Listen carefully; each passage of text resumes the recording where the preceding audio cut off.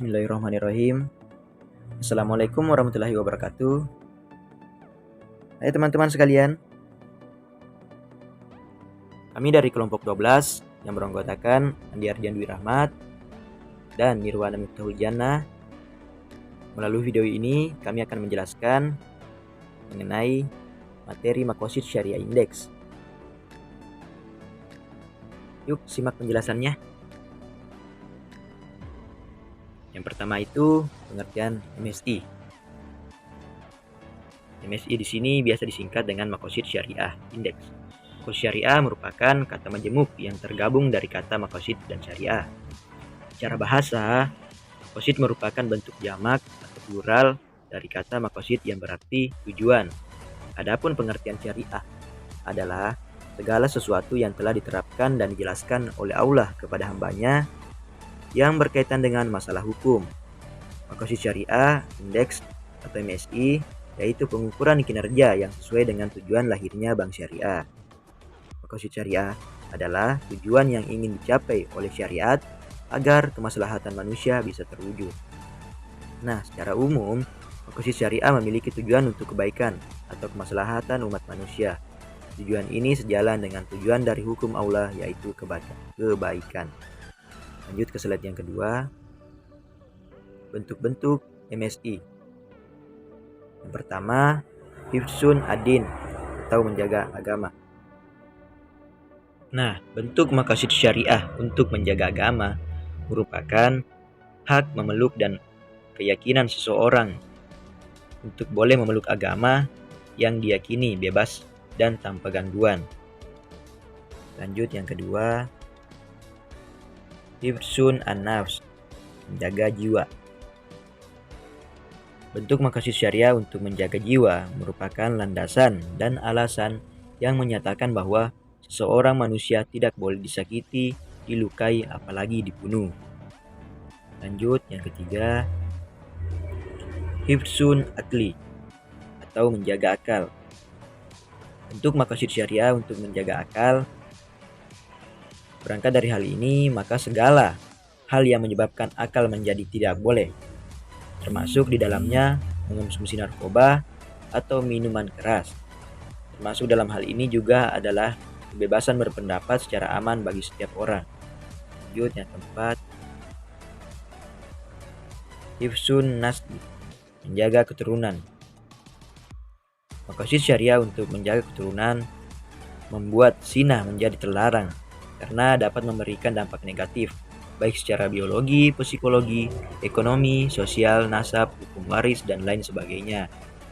Oleh karenanya, penjagaannya dilakukan dalam bentuk pernikahan, sedangkan bentuk pencegahannya dilakukan dengan hukum bagi orang yang berzina dan menuduh orang lain berzina tanpa adanya bukti. Yang terakhir, hifzun mal, menjaga harta.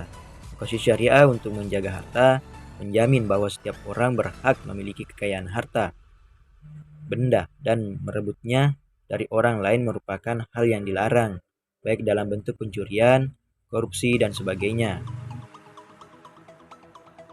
Lanjut, slide yang ketiga, pembagian maqasid syariah. Yang pertama itu maqasid syar'i. Maqasid syar'i yaitu tujuan-tujuan yang diletakkan oleh Allah dalam mensyariatkan hukum. Maqasid syar'i terbagi menjadi 4 bagian. Yang pertama, tujuan syar'i, Allah menciptakan syariat. Yang kedua, tujuan syar'i menciptakan syariat untuk difahami. Yang ketiga, tujuan syar'i menjadikan syariat untuk dipraktikkan. Yang keempat, tujuan syar'i meletakkan mukallaf di bawah hukum syara. Lanjut, pembagian yang kedua, maqasid al-mukallaf merupakan tujuan syariat bagi hamba atau mukallaf dalam melakukan sesuatu perbuatan. Maqasid al-mukallaf berperan menentukan sah atau batalnya sesuatu amalan dengan bahasa yang lebih mudah.